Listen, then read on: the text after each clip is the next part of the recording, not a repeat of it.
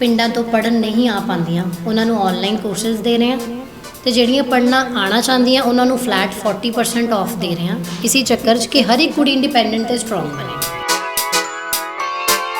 ਕਿ ਕੋਈ ਵੀ ਕੁੜੀ ਕੋਈ ਵੀ ਮੁੰਡਾ ਕੁਝ ਸਿੱਖਣਾ ਚਾਹੁੰਦਾ ਹੈ ਸਾਡੇ ਕੋਲ ਆ ਕੇ ਕਿਸੇ ਵੀ ਚੀਜ਼ ਦਾ ਹੁਨਰ ਲੈਣਾ ਚਾਹੁੰਦਾ ਉਹ ਜ਼ਰੂਰ ਲਵੇ ਜੇ ਮੈਂ ਡਾਇਰੈਕਟਰ ਹਾਂ ਜੈਸਮਿਨ ਕੌਰ ਦਾ ਮੋਟਿਵ ਇਹ ਹੈ कि कुड़ियां नूं इंडिपेंडेंट ते स्ट्रॉन्ग करना। यार मुझे लगता है आपको फेस आप तब करते हो जब आपको उस चीज़ से फ़र्क पड़ता है। मुझे फ़र्क ही नहीं पड़ता। अगर मैं दुनिया को जवाब देने लग जाऊंगी तो फिर सारी ज़िंदगी ही जवाब में निकल जाएगी कि लड़के लड़की any gender anything everybody is equal. वो अपनी लाइफ में क्या कर रहे हैं ये उनकी लाइफ की प्रॉब्लम है, किसी की लाइफ की प्रॉब्लम नहीं है।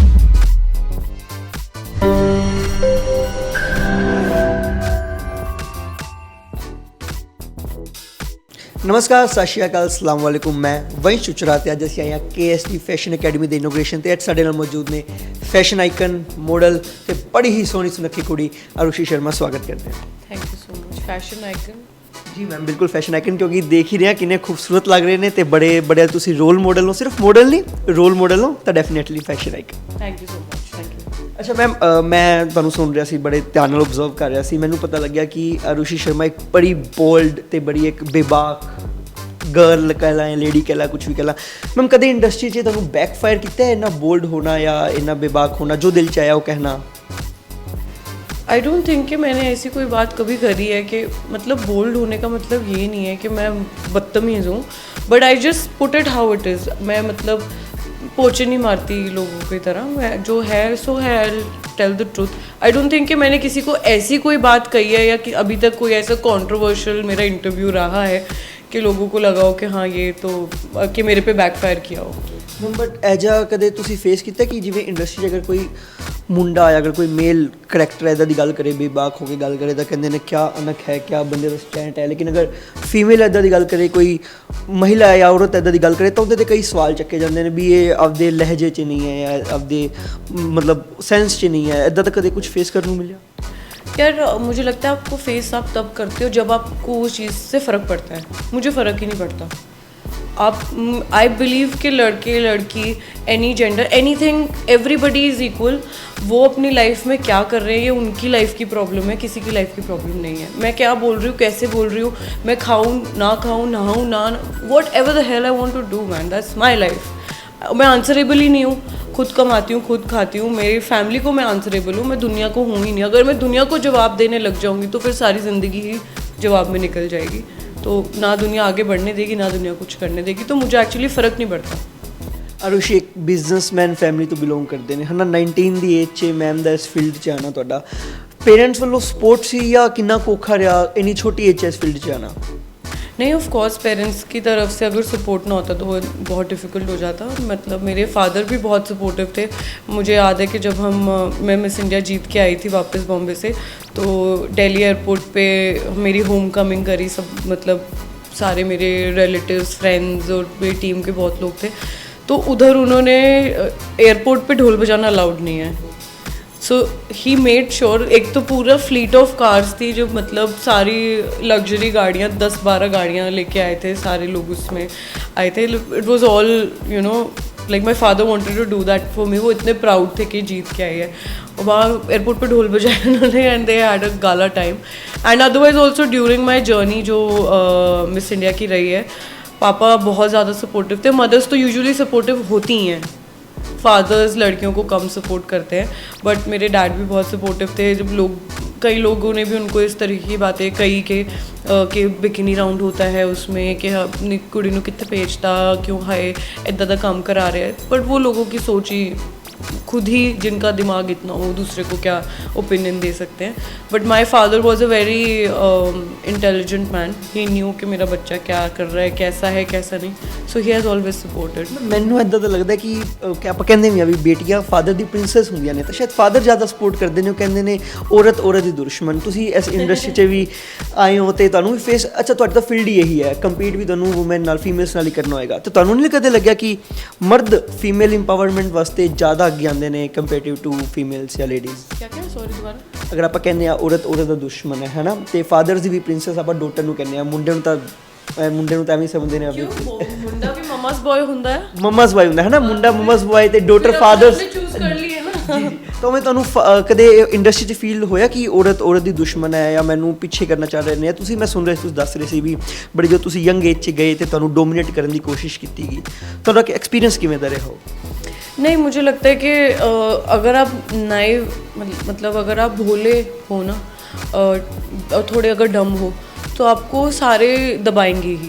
आज की दुनिया में कोई ऐसा है ही नहीं जो बड़ा मतलब वो हो ना कि nobody is Harishchandra and nobody is like this guy जो कहेगा कि हाँ नहीं ये बेचारा इतना, इसको सब कहेंगे हाँ ये बेचारा ठीक है, इससे काम जो करा सकते हो करा लो। Everybody is in a rush कि सबको कुछ बनना है, कुछ करना है, एक दूसरे के ऊपर ही चढ़ के आगे जाई जा रहे हैं। तो वो आई थिंक जो वो इनोसेंस और वो जो हेल्पफुल नेचर है वो ख़त्म हो गया है काफ़ी हद तक हर किसी में ही, not just in the industry but thankfully जो थोड़े बहुत रह गए अच्छे लोग वो मेरे हैं मेरी लाइफ में। ਅੱਛਾ ਮੈਮ, ਬੜੀ ਛੋਟੀ ਏਜ 'ਚ ਤੁਸੀਂ ਇਸ ਫੀਲਡ 'ਚ ਸ਼ੁਰੂ ਕੀਤਾ, ਉਦੋਂ ਉਸ ਏਜ 'ਚ ਸ਼ਾਇਦ ਆਪਸ਼ਨਸ ਵੀ ਬਹੁਤ ਹੁੰਦੀਆਂ ਹੁਣ ਕਿ ਮੈਂ ਇਹ ਵੀ ਕਰ ਸਕਦੀ ਹਾਂ ਇਹ ਵੀ ਕਰ ਸਕਦੀ ਹਾਂ, ਕਦੇ ਮਨ ਭਟਕਿਆ ਕਿ ਨਹੀਂ ਬਸ ਹੁਣ ਅਰਲੀ ਸਟੇਜ ਤੇ ਵੀ ਨਹੀਂ ਇਹ ਸ਼ਾਇਦ ਮੈਂ ਨਹੀਂ ਕਰਨਾ ਚਾਹਾਂਗੀ, ਜੋ ਤੁਹਾਨੂੰ ਡੋਮੀਨੇਟ ਕਰਨ ਦੀ ਕੋਸ਼ਿਸ਼ ਕੀਤੀ ਗਈ? नहीं यार, ऑनेस्टली मैं अभी वो आपने इंटरव्यू में सुना, मैं I am very confident about what I want to do. मुझे था कि कुछ भी करूँगी तो कर ही लूँगी, कुछ भी कर लेती। मुझे पता है कि मतलब I wanted to be somewhere तो मैं कर लेती। बीच होता है व्हेन इन योर जर्नी आपके अप्स एंड डाउन्स आते हैं, आपको चीज़ें फेस करनी आनी चाहिए, बट आई थिंक हो जाता है सब। ਇੰਨੇ ਸਾਲਾਂ ਤੋਂ ਆਪਦੇ ਆਪ ਨੂੰ ਮੇਨਟੇਨ ਕਰਕੇ ਰੱਖਣਾ, ਪਹਿਲੇ ਬਿਊਟੀਫੁਲ ਸੀ ਹੁਣ ਗੋਰਜੀਅਸ ਗਲੈਮਰਸ ਹੋ, ਉੱਪਰ ਜਾਣਾ ਕਿੰਨਾ ਕੁ ਮੈਮ ਮਿਹਨਤ ਵਾਲਾ ਕੰਮ ਹੈ? वो भी एक जर्नी है मुझे लगता है। वो आप विद टाइम हर चीज़ आप अपने आप को भी देखोगे, जब आप छोटे थे कैसे कपड़े पहनते थे, कैसे फ़ोटोज़ क्लिक करवाते थे, धीरे धीरे बड़े हुए आज से 2 साल पहले तक भी आपको अपने 2 साल पुराने पिक्चर देख के आपको लगेगा क्या है ये क्या पहना हुआ है मैंने, ये क्यों, है ना। तो आई थिंक कि आप लर्न करते रहते हो साथ साथ और वो सारी ज़िंदगी आप करते रहोगे कि थोड़ा और एज बढ़ेगी तो मुझे लगेगा कि नहीं now according to my age मुझे ये पहनना चाहिए या ये मुझे जचेगा, मेरे बॉडी के हिसाब से मुझे ये जचेगा। I think it's just a journey. ਅਗਰ ਆਪਾਂ ਅੱਜ KSG ਦੀ ਇਨੋਗ੍ਰੇਸ਼ਨ ਤੇ ਆਏ ਹਾਂ ਤੇ ਮੈਮ ਕਾਫੀ ਔਰਤਾਂ ਲਈ ਇਹ ਮੁਸ਼ਕਿਲ ਹੁੰਦਾ ਹੈ, ਆਪਾਂ ਗੱਲ ਵੀ ਕਰ ਰਹੇ ਸੀ ਕਿ ਪਿੰਡਾਂ ਤੋਂ ਆਉਣਾ, ਵਿਲੇਜਸ ਤੋਂ ਬਾਹਰ ਆਉਣਾ, ਪੇਰੈਂਟਸ ਦੀ ਐਕਸੈਪਟੈਂਸ ਨਹੀਂ ਹੁੰਦੀ ਕਿ ਨਹੀਂ ਇਸ ਲਾਈਨ 'ਚ ਨਹੀਂ ਆਉਣਾ, ਇਸ ਫੀਲਡ 'ਚ ਨਹੀਂ ਆਉਣਾ, ਸ਼ਾਇਦ ਮੋਲੈਸਟੇਸ਼ਨ ਹੋ ਸਕਦੀ ਹੈ, ਕੁਝ ਵੀ ਹੋ ਸਕਦਾ ਹੈ। KSG ਅਕੈਡਮੀ ਇਹ ਸੰਦੇਸ਼ਾ ਲੈ ਕੇ ਆ ਰਹੀ ਹੈ ਵੀ ਅਸੀਂ ਪਲੇਟਫਾਰਮ ਪ੍ਰੋਵਾਈਡ ਕਰਾਂਗੇ ਤੁਹਾਡੀ ਸਕਸੈਸ ਲਈ, ਤੁਸੀਂ ਇਹਨੂੰ ਕਿਸ ਤਰ੍ਹਾਂ ਦੇਖਦੇ ਹੋ ਤੇ ਕੀ ਸਾਡੇ ਆਡੀਅנס ਨੂੰ ਮੈਸੇਜ ਦੇਣਾ ਚਾਹੋਗੇ KSG ਅਕੈਡਮੀ ਬਾਰੇ?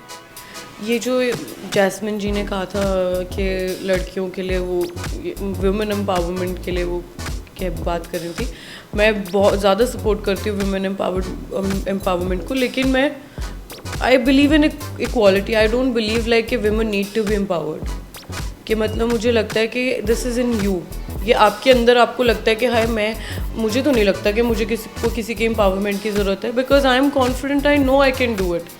I don't need your approval. मेरे को किसी आदमी की किसी भी आदमी को मेरे को आके कहने की कि नहीं तुम कर सकती हो ज़रूरत नहीं है, मुझे पता है मैं कर सकती हूँ। So I think that it needs to be equal for from both the sides, लड़कों के लिए भी और लड़कियों के लिए भी। मुझे ऐसा लगता है कि अगर इस इंडस्ट्री में कोई लड़का भी आना चाहेगा ना, अगर फैशन इंडस्ट्री में, तो पंजाब में या कहीं पे भी लड़के को भी कहेंगे कि नहीं ये तो लड़कियों का काम है, लड़कियों को करने नहीं देते और वैसे लड़कियों का काम है।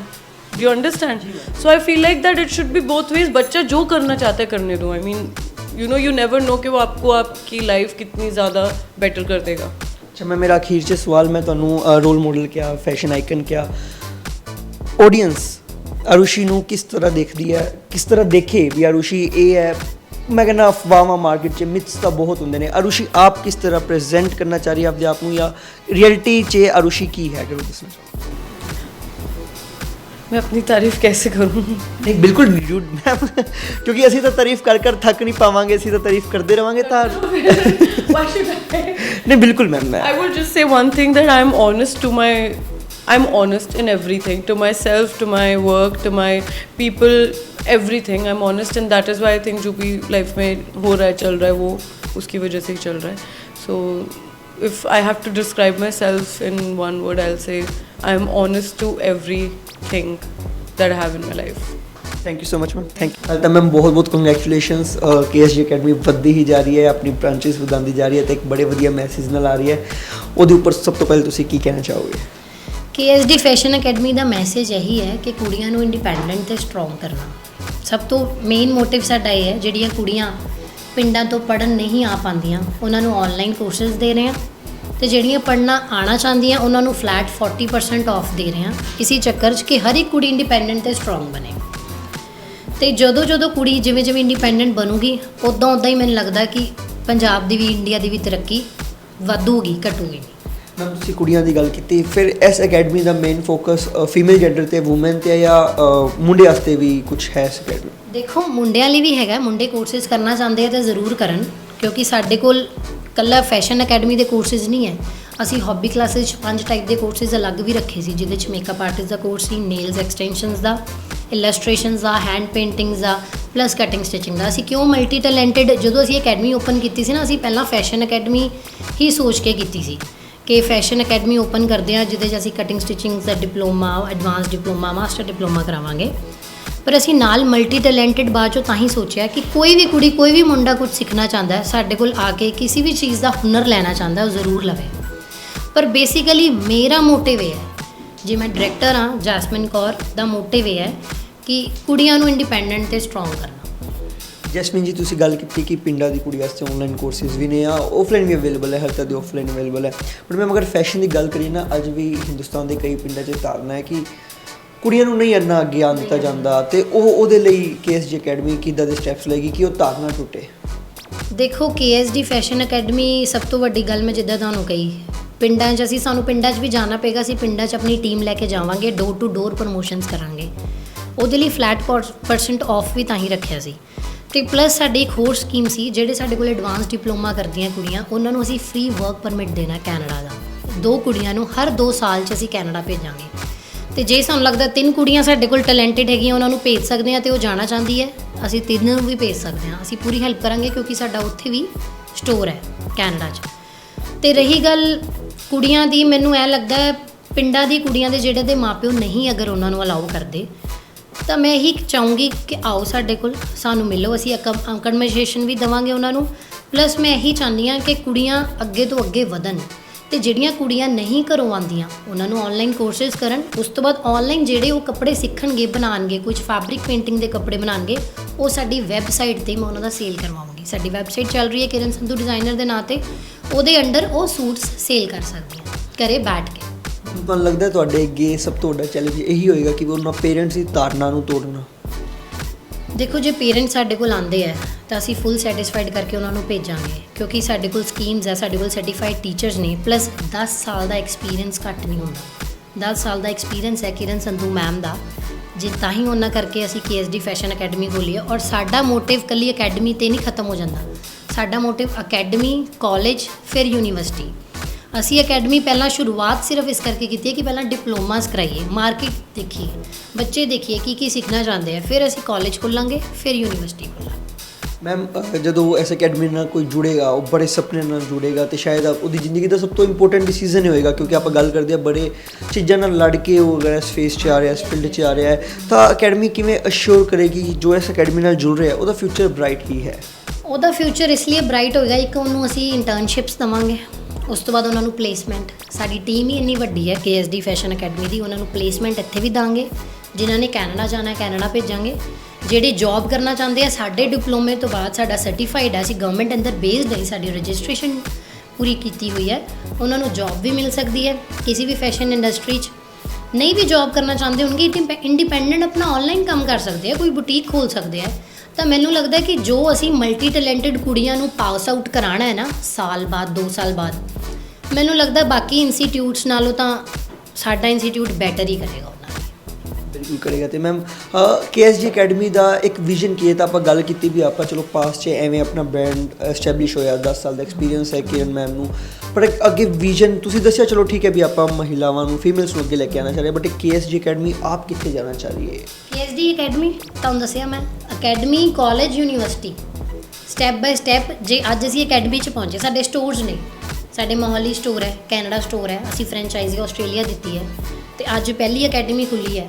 ਤਾਂ ਸਭ ਤੋਂ ਵੱਡਾ ਪਹਿਲਾ ਏਮ ਸਾਡਾ ਇਹ ਹੈ, 5 ਅਕੈਡਮੀਆਂ ਪੰਜਾਬ 'ਚ ਖੋਲ੍ਹਣੀਆਂ ਹੀ ਖੋਲ੍ਹਣੀਆਂ। ਹੋਰ 2-3 ਸਾਲਾਂ 'ਚ ਅਸੀਂ 5 ਅਕੈਡਮੀਆਂ ਪੰਜਾਬ 'ਚ ਲੈ ਕੇ ਆਵਾਂਗੇ, ਤਾਂ ਕਿ ਜਿਹੜੀਆਂ ਕੁੜੀਆਂ, ਸਾਨੂੰ ਬਹੁਤ ਕਾਲਸ ਆਉਂਦੀਆਂ, ਅਸੀਂ ਸਿੱਖਣਾ ਚਾਹੁੰਦੇ ਹਾਂ, ਸਾਡੇ ਪੇਰੈਂਟਸ ਅਲਾਉ ਨਹੀਂ ਕਰ ਰਹੇ, ਪਲੀਜ਼ ਤੁਸੀਂ ਸਾਡੇ ਪੇਰੈਂਟਸ ਨੂੰ ਮਨਾਓ, ਉਹਨਾਂ ਨਾਲ ਗੱਲ ਕਰੋ। ਤਾਂ ਮੈਂ ਚਾਹੁੰਦੀ ਹਾਂ ਜੇ 5 ਸ਼ਹਿਰਾਂ 'ਚ ਖੁੱਲ ਜੂਗੀ ਨਾ ਤਾਂ ਬਹੁਤ ਜ਼ਿਆਦਾ ਵਿਜ਼ਨ ਵੀ ਸਾਡਾ ਵੀ ਕਲੀਅਰ ਹੋਏਗਾ ਔਰ ਬੱਚਿਆਂ ਦਾ ਵੀ ਜਿਹੜੇ ਸਿੱਖਣਾ ਚਾਹੁੰਦੇ ਆ। ਉਸ 5 ਅਕੈਡਮੀਆਂ ਤੋਂ ਬਾਅਦ ਕਾਲਜ ਤੇ ਯੂਨੀਵਰਸਿਟੀ। ਮੈਂ ਇੱਕ ਲਾਸਟ ਚੀਜ਼ ਮੈਂ ਚਾਹਾਂਗਾ, ਤੁਸੀਂ ਚਲੋ ਗੱਲਾਂ ਤਾਂ ਆਪਾਂ ਬਹੁਤ ਕੀਤੀਆਂ, ਬਟ ਇੱਕ ਲਾਸਟ ਮੈਸੇਜ ਜੋ ਸਾਡੀ ਆਡੀਅנס ਨੂੰ ਦੇਣਾ ਚਾਹੋਗੇ ਗੱਭਰੂ ਟੀਮ ਦੇ ਰਾਹੀਂ ਤੇ ਇਨਫਲੂਐਂਸ ਕਰਨਾ ਚਾਹੋਗੇ ਵੀ KSG ਅਕੈਡਮੀ ਕੋਲ ਕੀ ਅਲੱਗ ਹੈ, KSG ਅਕੈਡਮੀ ਕਿਵੇਂ ਉਹਨਾਂ ਦੀ ਹੈਲਪ ਕਰੇਗੀ, ਇੱਕ ਫਾਈਟ 'ਚ ਤੁਸੀਂ। ਦੇਖੋ KSD ਫੈਸ਼ਨ ਅਕੈਡਮੀ ਮੈਂ 3 ਪੁਆਇੰਟਸ ਦੱਸੂਗੀ, ਪਲੀਜ਼ ਨੋਟ ਕਰਿਓ ਸਾਰੇ ਜਣੇ। ਇੱਕ ਫਲੈਟ 40% ਆਫ ਦੇਣਾ ਸੌਖੀ ਗੱਲ ਨਹੀਂ ਹੁੰਦੀ, ਬਿਲਕੁਲ ਅੱਧੀ ਫੀਸ ਪਹੁੰਚ ਜਾਂਦੀ ਹੈ। ਅਸੀਂ ਇੱਥੇ ਅਰਨ ਕਰਨ ਲਈ ਨਹੀਂ ਬੈਠੇ, ਕੁੜੀਆਂ ਨੂੰ ਟੀਚ ਕਰਨ ਲਈ ਤੇ ਟੈਲੈਂਟ ਬਣਾਉਣ ਨੂੰ ਉਹਨਾਂ ਨੂੰ ਬੈਠੇ ਹਾਂ। ਤੇ ਦੂਸਰੀ ਗੱਲ ਕੈਨੇਡਾ, ਜਿਹੜਾ ਮੈਂ ਤੁਹਾਨੂੰ ਦੱਸਿਆ ਕਿ ਅਸੀਂ ਉਹਨਾਂ ਨੂੰ ਵਰਕ ਪਰਮਿਟ ਦੇਵਾਂਗੇ, ਜਿਹਦੇ ਕਰਕੇ ਜਿਹੜੀਆਂ ਕੁੜੀਆਂ ਕੈਨੇਡਾ ਜਾਣਾ ਚਾਹੁੰਦੀਆਂ ਉਹ ਸਾਡੇ ਥਰੂ ਜਾਣ, ਸਾਡੇ ਉੱਥੇ ਵਰਕ ਕਰਨ, ਸਾਡੇ ਕੋਲ ਉੱਥੇ ਸਟੋਰ ਹੈ। ਸਭ ਤੋਂ ਤੀਜੀ ਵੱਡੀ ਗੱਲ ਕਿ ਜਿਹੜੀਆਂ ਕੁੜੀਆਂ ਨੂੰ ਅੱਗੇ ਜਾ ਕੇ ਕੰਮ ਨਹੀਂ ਮਿਲੇਗਾ ਅਸੀਂ ਉਹਨਾਂ ਨੂੰ ਹੈਲਪ ਕਰਾਂਗੇ, ਅਸੀਂ ਪਲੇਸਮੈਂਟ ਦੇਵਾਂਗੇ। ਪਲੱਸ ਸਭ ਤੋਂ ਵੱਡੀ ਗੱਲ ਇਹ ਹੈ ਕਿ ਵੈਬਸਾਈਟ 'ਚ, ਸਾਡੀ ਵੈਬਸਾਈਟ 'ਚ ਜਿੱਥੇ ਕਿਰਨ ਸੰਧੂ ਡਿਜ਼ਾਈਨ ਦੇ ਹੀ ਸੂਟ ਵਿਕਦੇ ਆ, ਹੁਣ ਇਸ ਅਕੈਡਮੀ ਦੇ ਬੱਚਿਆਂ ਦੇ ਵੀ ਸੂਟ ਸੇਲ ਹੋਣਗੇ। ਸਭ ਤੋਂ ਵੱਡੀ ਗੱਲ ਮੈਨੂੰ ਲੱਗਦਾ ਉਹ ਹੋਏਗੀ ਜਿਹੜੀ ਬੱਚੇ ਦਾ, ਜਿਹੜੇ ਸਟੂਡੈਂਟ ਦਾ ਸਾਡੀ ਵੈਬਸਾਈਟ ਦੇ ਅੰਡਰ ਕੋਈ ਸੇਲ ਸੂਟ ਹੋ ਰਿਹਾ ਨਾ, ਤਾਂ ਮੈਨੂੰ ਲੱਗਦਾ ਉਸ ਕੁੜੀ ਲਈ ਵੀ ਬਹੁਤ ਮਾਣ ਦੀ ਗੱਲ ਹੋਏਗੀ। ਤਾਂ ਇਹ ਸੀ ਸਾਡੇ ਨਾਲ ਡਾਇਰੈਕਟਰ ਆਫ KSG ਅਕੈਡਮੀ, ਤੇ ਮੈਨੂੰ ਲੱਗ ਰਿਹਾ ਬੜੀ ਇਨਕਲਾਬੀ ਸੋਚ ਹੈ, ਇੱਕ ਵੱਖਰਾ ਵਿਜ਼ਨ ਹੈ ਤੇ ਬੜੇ ਸੁਪਨਿਆਂ ਨੂੰ ਰੰਗ ਲਾਏਗੀ, ਬੜੇ ਸੁਪਨਿਆਂ ਨੂੰ ਪੂਰਾ ਕਰੇਗੀ ਅਕੈਡਮੀ। ਤਾਂ ਜ਼ਰੂਰ ਜੋ ਮੈਮ ਨੇ ਪੁਆਇੰਟਸ ਕਹੇ ਨੇ ਉਹ ਜ਼ਰੂਰ ਨੋਟਿਸ ਕਰਨਾ ਤੇ ਜ਼ਰੂਰ ਕੰਟੈਕਟ ਕਰਨਾ, ਕਿਉਂਕਿ ਅਗਰ ਤੁਸੀਂ ਆਪਣੇ ਸੁਪਨਿਆਂ ਨੂੰ ਸਾਕਾਰ ਕਰਨਾ ਤਾਂ KSG ਅਕੈਡਮੀ ਇੱਥੇ ਹੈ। ਧੰਨਵਾਦ।